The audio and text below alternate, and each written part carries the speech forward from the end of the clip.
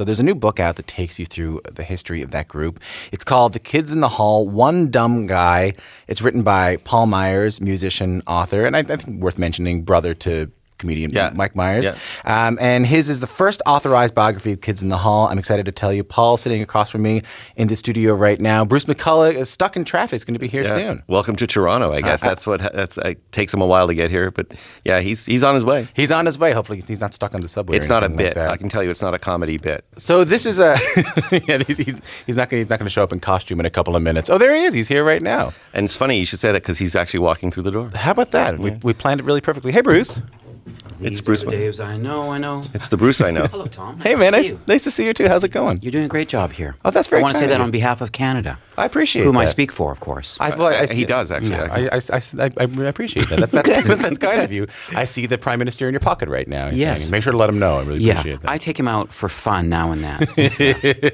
So one of the things that stands out to me in this book is that I think, because I was just telling Paul before we turned the microphones on, that I really saw Kids in the Hall. I started watching you guys after school. Like I would come home and watch your reruns on the Comedy Network, and you seemed like this mythic group of cool Torontonians to this young Atlantic Canadian, you know? But I think when reading this book, what you learn is that you guys are just friends. You guys are just guys who got together, and you even what's the story here that you Scott Thompson ended up joining the group because you were driving down the road yelling at him after a show? Sort of. He actually came to one of our least successful shows and threw jelly donuts at us, which was a bit from the show that we had before Oprah. I had put donuts under the seat that was part of the thing, and it was a very poorly attended show, and he started heckling us and throwing donuts at us, and then later said, "I'm going to be part of you," and we said, "Yeah, right." And of course he was. That's very... So you Paul, I should say, like you followed Kids in the Hall in the early days. You're not an outside observer here. No, I would say I'm not. I'm not an outside observer. No. So what surprised you the most in writing and researching this book? Well, just the complexity of their relationships, and also learning about their roots. Like, so you got Mark and Bruce who had met out west in Calgary, and then you've got Kevin and Dave from the suburbs of Toronto, and then Scott, who's more or less from Brampton and Thunder Bay, and they end up like converging, and they have like similar backgrounds. They all have sort of suburban angst backgrounds, except for Mark. Well, we were all losers from the suburbs, really, in a sense. Mm-hmm. I mean, he was more a diplomatic brat. But it's funny you said that we were cool. We were and are the least cool people you'll ever meet. We were just digging a hole. It was of course I love doing the show, but I play the auto harp and I'm on public radio, right? I knew that. I've been exhaustively looking at your past. Right, yeah. sure. Auto harp. Wow. Yeah, I know. So Paul, back then, like, what was the perspective of Kids in the Hall when they first started coming out, when you were going down to the Rivoli in Toronto? Yeah, go down to the Rivoli in Toronto, and there'd be like some nights like 5 people there, but towards the end there was like always a packed house. Even during a blizzard, there would be people lining up to go to see the Kids in the Hall, and the room was electric. I mean, that's a cliche probably, but you had like Carson the bartender doing parts of the sketches with them, and they used the whole room. I thought that was fascinating that they would have lights set up in different parts of the bar, so that they we had flashlights for beat poetry. Flashlights, you gotta love it. And it was definitely a thing where everyone felt it was a bit of a community. It was a bit of a scene. It really was like the Toronto bands, the Queen Street scene, all loved the comedy, and then there's comedy bands started up as well. So they were all kind of like everyone wanted to be on everyone else's stage. So I want to go through the book a little bit. 4 years after forming, Kids in the Hall land their first season of the show on CBC and HBO. So take a listen to this. This is Bruce and Scott Thompson playing Kathy and Kathy, 2 office secretaries trying to figure out if their new coworker is gay. I don't know. I just don't know. I don't know either. Well, he's been here 3 hours and he hasn't mentioned a girlfriend yet. Oh, I know. Well, I have my suspicions, but you know me. I suspect most men until they prove it to me. I can't believe you said that. Well, I suspect some even after. Or during. Kathy Lassiter, I can't believe you. So that's a clip from Kids in the Hall. Bruce, tell me the story behind those 2 characters. Well, it's funny because we had a lot of young women who worked in the office, and we were observing them. And so we thought we have to do secretaries, and like Two Kathys was so funny to me.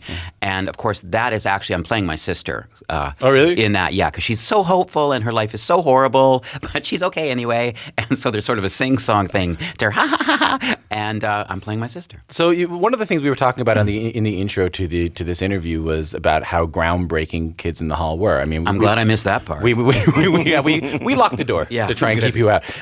You played women without making them the punchline. You poked fun at corporate culture before that was kind of a thing. Scott was openly gay at a time when there weren't a lot of openly gay people in comedy. And so much of this book is about how groundbreaking Kids in the Hall were at the time, but you couldn't have seen it like that at the time. Oh no, it's like I say, we were working away in a warehouse. Like we were just doing our thing and wouldn't take a day off, we had blinders on, we just worked.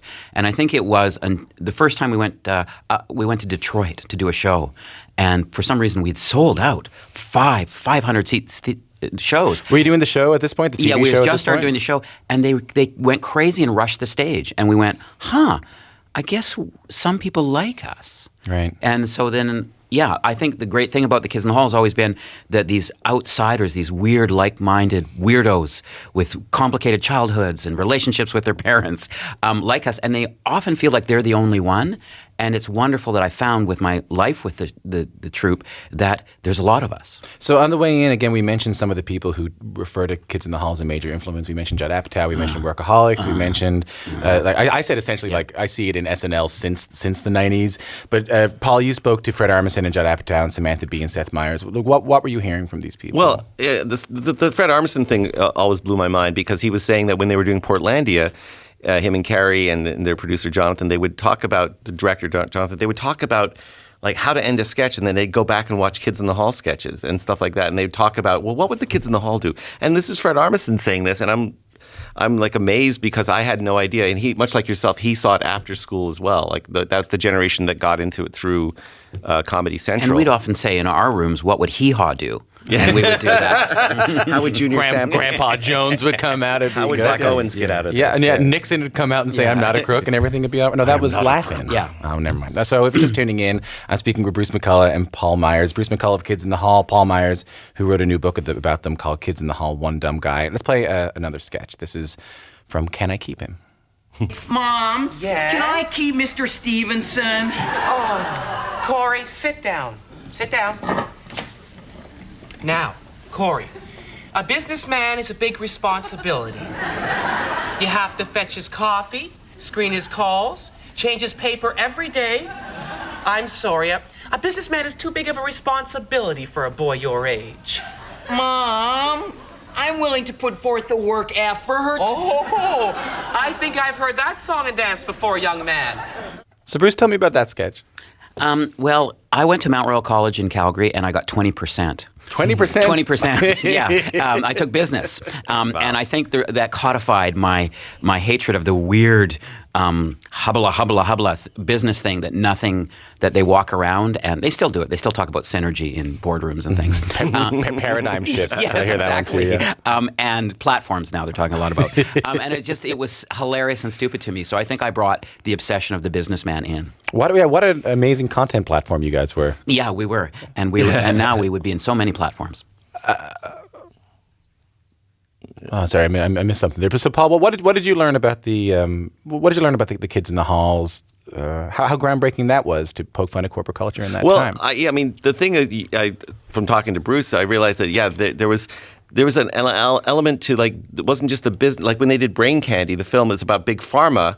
But so it brought that business thing, but they were also like talking about the feel good industry, you know. Right. So they were always kind of poking fun at the various industries that were shaping us, and like it's in a weird way you're like ad busters, you know, like corporate jamming. Like you were saying, okay, you see this around you, this is what it really looks like, and you didn't have to make much of an adjustment to make it look absurd, except maybe for the Courrier de Bois sketch where they're literally hunting and trapping the Armani jackets off the back of businessmen on Bay Street. You know? So, Paul, why was it time to write this book now?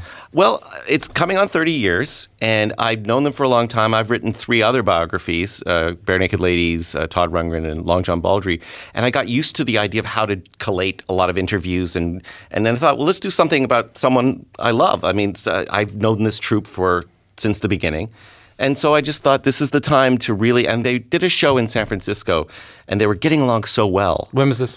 2015. Right. And I finally just went, this is the time, because they're up there literally in wedding dresses. And I said, I just sort of thought, well, this is it. They're kind of a marriage. They're brothers, you know? Right. And it felt like the time to make the commemoration, you know? Does it feel like that to you? Without question, and I think everybody goes historically that we've fought a lot, and we were a rock band in the early days. We'd smash our guitars and say, "No, put my sketch in." But I think I have my biological family, which kind of crappy. I have my created one, but this is my other family, and we love each other now. We're very kind and tender to each other now. So tell me about the title.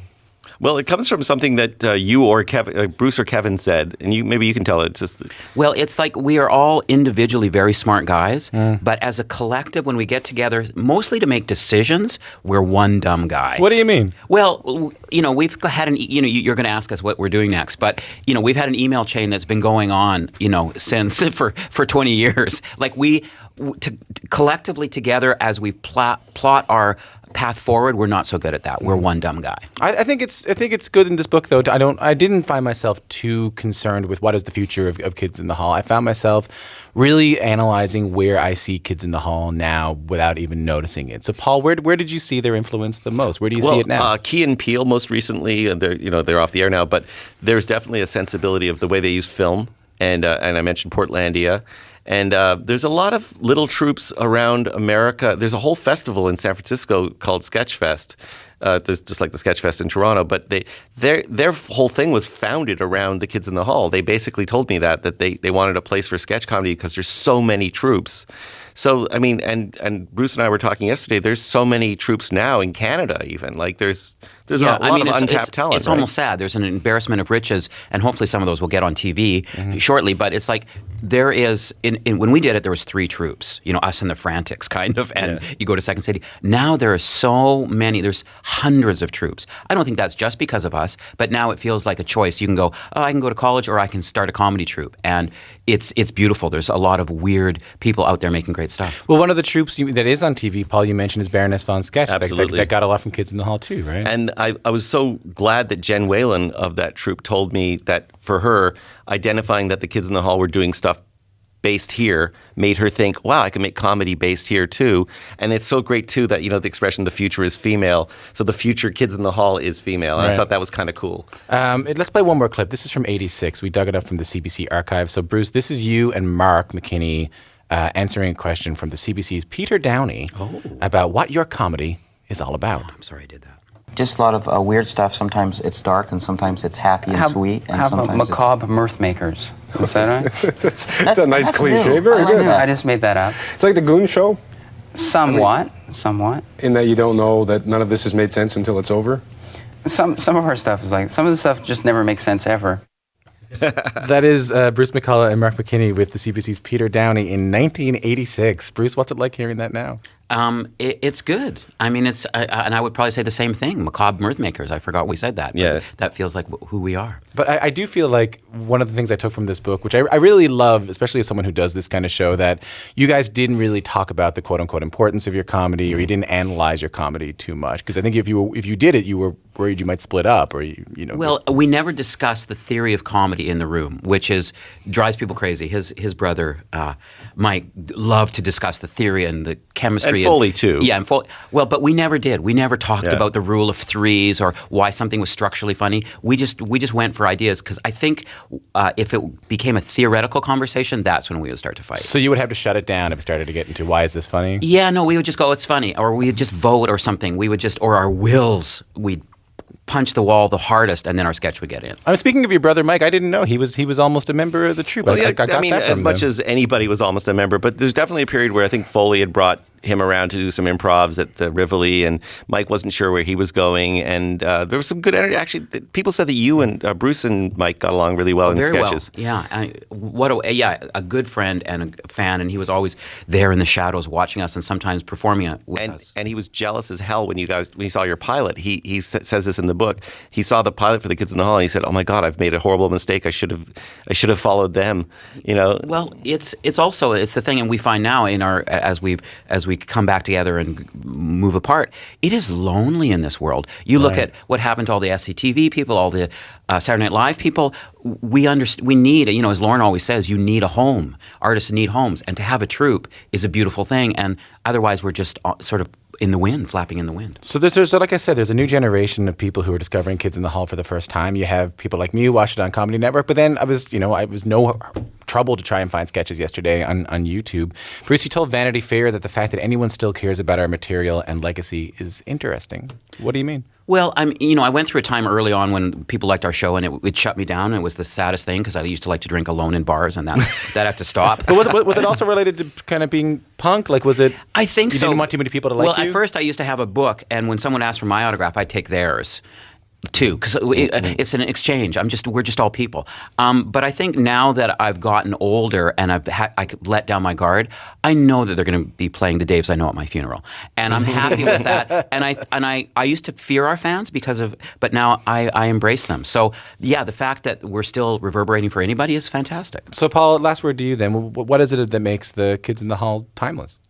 I think it's that thing about speaking to, like you said, corporate culture and the social sort of thing, and there's still a suburban culture, and there's still a sense of who's inside, who's outside. So that stuff will be timeless, and they never dated it to any specific reference. There's no references to any particular era in the Kids in the Hall. It does have a certain through line that is not dated to one era. Was that intentional, by the way? Was that intentional at the time? I guess it couldn't have been. No, we just did our thing. I mean, obviously, I was really anti-parody, so we did very little of that. But no, I mean, we were sponsored by Roots, but we wouldn't wear Roots shirts. So you can't see us wearing Roots shirts on the air. So it was just, I don't know, we were just digging our own lives. Yeah, I think that's what I loved about the book the most, because I spent a lot of time. I've learned since doing this show to stop asking so many questions about, so what does that mean that you did that? Or what does that artistic choice mean? Yeah. Because I'm learning from my own experience, but I'm learning that the best stuff is made when you just make it. Oh yeah, and it's like when people say, where did you get that idea? I don't know. It just came into my brain. And so I think we were just digging our lives and digging them out and it worked out. But isn't that something beautiful about that? That just like living your lives, digging out your experiences, trying stuff on, not thinking about it too much. And here we are all these years later and still kind of celebrating this Well, group. It's wonderful. It's the great joy of my life. I look at my house and I go, wow, my imagination bought me this. Nice. Yeah. Isn't that beautiful? Yeah. Paul, this is a beautiful book. Thank you so much. It means a lot from you. Thanks. I really appreciate you writing it and appreciate you both coming in. Well, thank you, Tom. Thank you. Sorry for being tardy. It was kind of a cool moment for me, though. I got to be a cool radio guy who was like, hey, come on in, Bruce, no problem, and we're going to answer the $1,000 quiz coming up. Just kidding. We don't have any money. The Kids in the Hall, One Dumb Guy is the first authorized biography of the sketch comedy group, and it is out now.